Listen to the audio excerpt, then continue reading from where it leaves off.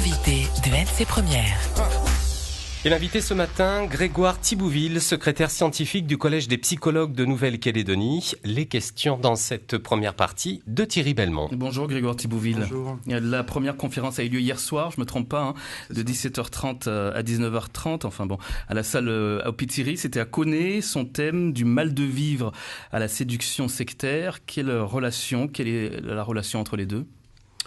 Alors, c'était pour aborder, je dirais, la question que certains Calédoniens peuvent avoir à un moment donné dans leur vie, c'est-à-dire être dans une situation de mal-être, une situation de fragilité passagère, et quand on est parfois dans ces phases-là, on peut être, je dirais, influencé par un environnement qui n'est pas toujours bon pour soi. Le mal de vivre, est-ce que c'est un vrai phénomène de société ? Alors le mal-vivre, le mal-être, en tout cas, c'est quelque chose qui est de plus en plus discuté et repéré aujourd'hui sur le terrain. On a de plus en plus de gens qui ont, on va dire, des troubles dépressifs et des difficultés à être avec soi-même et être avec les autres. Comment échapper justement à ce mal de vivre ? Alors comment y échapper ? Je dirais une grande part d'entre nous, on y arrive finalement. On a des fois des accidents de parcours, des traumatismes dans notre vie et on ne se débrouille pas trop mal. Et pour certains d'entre nous, c'est plus compliqué et on a souvent besoin d'être aidé. Et je pense que l'intérêt de ces conférences-là, c'est aussi de déculpabiliser les gens et de les inviter à être aidés, ou que la famille ou l'entourage les invite à consulter par exemple un psychologue ou quelqu'un, un professionnel de l'écoute qui leur permette d'aller mieux. Vous dites déculpabiliser parce qu'on peut culpabiliser quand on va mal ? Quand on va mal, on a le sentiment d'être le seul à aller mal et c'est pas toujours évident de le dire déjà à son entourage parce qu'on est dans une société un petit peu d'exigence, on va dire, et reconnaître qu'on va moins bien et surtout quand c'est sur un aspect psychologique, psychique, c'est quelque chose qui n'est pas encore très facile à témoigner. Et j'ai envie de vous demander, c'est quoi finalement le mal de vivre ?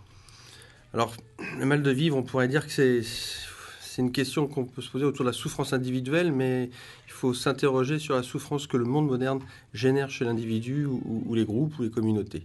Donc c'est quelque chose d'assez contemporain en soi. On a toujours eu le mal de vivre, mais aujourd'hui plus qu'avant, dans le sens où la question du lien, la souffrance du lien, donc du lien du rapport à l'autre et au monde, est beaucoup plus difficile. On a un monde qui est plus dur, où le lien avec les autres n'est pas si évident. On ne peut pas y échapper.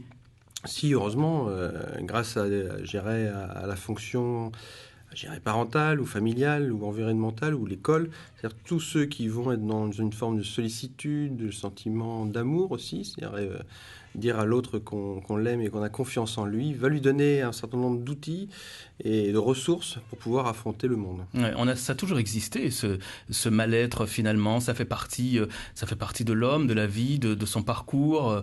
Pourquoi aujourd'hui ça prend une telle ampleur et qu'on en parle tant ? Parce qu'on a de plus en plus de personnes qui souffrent et de plus en plus jeunes. À tous les âges de la vie, on peut être touché par ces moments de dépressivité, j'ai envie de dire.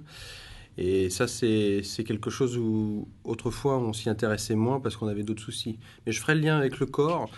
Le corps, on va plusieurs fois voir le médecin dans une vie.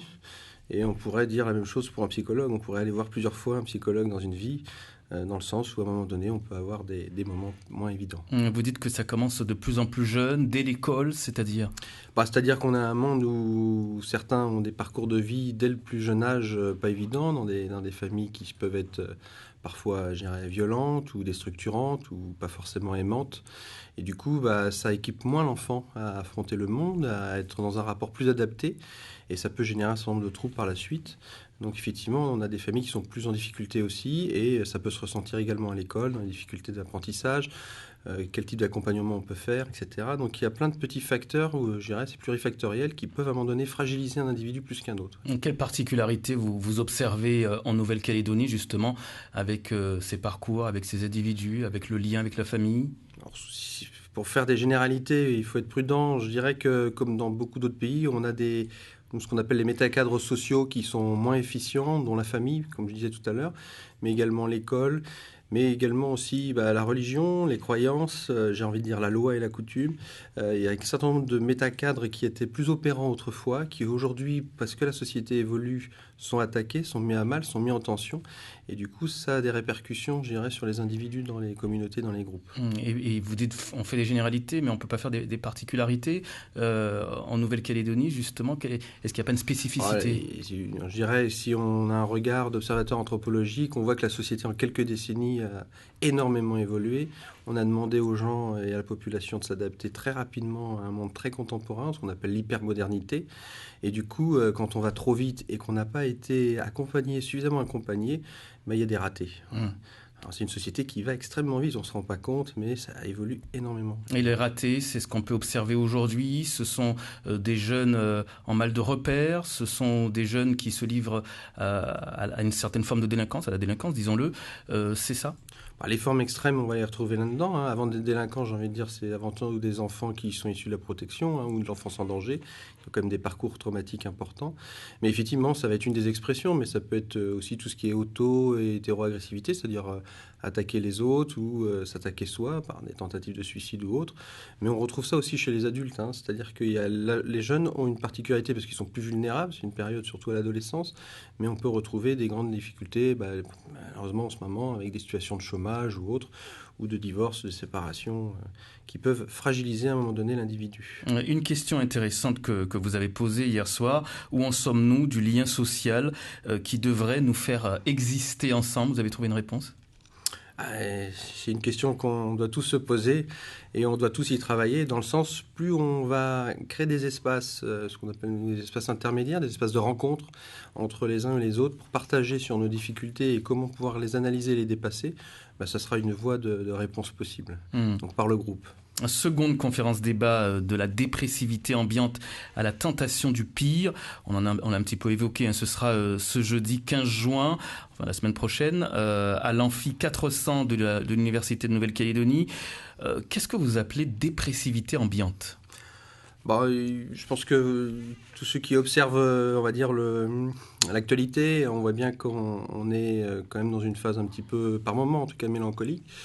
Et avec beaucoup de doutes, c'est-à-dire qu'on n'a pas forcément confiance en la capacité qu'ont les politiques, les élus, un certain nombre d'acteurs sociaux à nous accompagner dans les prochaines années. Et ça, c'est quelque chose où il y a une forme de sentiment un peu dépressif, de découragement, j'ai envie de dire, et surtout de manque de confiance en la capacité à l'autre de pouvoir finalement nous aider. Et du coup, ça renvoie sur sa propre confiance à soi. Donc c'est quelque chose qui est là, du coup, assez contemporain. Avant, il y avait, je dirais, un investissement un peu messianique, quelque chose du Messie. Aujourd'hui, on ne croit plus trop au Messie. Et on est douteux, on se méfie. Et du coup, pour certains d'entre nous, ça peut être encore un facteur de fragilisation. Et quand on n'a pas confiance au monde, quand on n'a pas confiance à l'école pour réussir, quand on n'a pas confiance aux adultes qu'on peut rencontrer pour pouvoir faire quelque chose de notre vie, finalement, on peut abandonner, on peut lâcher, on peut se mettre de côté, on peut se replier. Vous voulez dire qu'aujourd'hui, on n'a pas confiance, par exemple, aux hommes qui nous représentent, et cette perte de confiance nous mine ? Oui, parce qu'on a tous besoin de se projeter dans des personnalités qui peuvent œuvrer et nous aider à mieux vivre finalement, à nous proposer des choses plus intéressantes. Et quand c'est pas le cas et quand il y a des déceptions répétées, en général, on peut éprouver ce sentiment. Oui. Grégoire Thibouville, on se retrouve tout à l'heure. Je rappelle que vous êtes secrétaire scientifique du Collège des psychologues de Nouvelle-Calédonie.